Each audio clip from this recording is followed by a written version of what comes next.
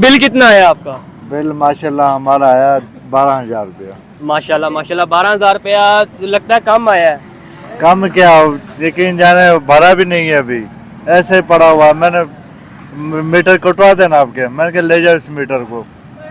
गुजारा तो हो रहा है, बगैर मीटर के भी हो जाएगा। अब 12,000 रुपये ना है ना भरे, भाई हमारे पास तो है ही नहीं है। ये जो गाड़ी ली हुई है किस्तों पे ली हुई है, ठीक है।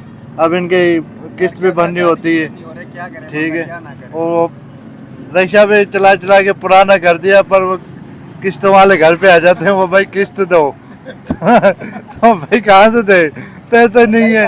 उनसे बोला भाई अपना रिक्शा ले जाओ, उनसे बोला अपना रिक्शा ले जाओ भाई, हमारे पास कोई किस्त नहीं है। वो कहते चला अगले महीने में दे देना। ऐसे करते कराते 2-3 महीने किस्तें भी है। अब क्या करें हम भी भाई, मजबूरी है। अब सुबह से आए हुए हैं, 1 रुपया भी हराम में पकड़ा हो तो ठीक है।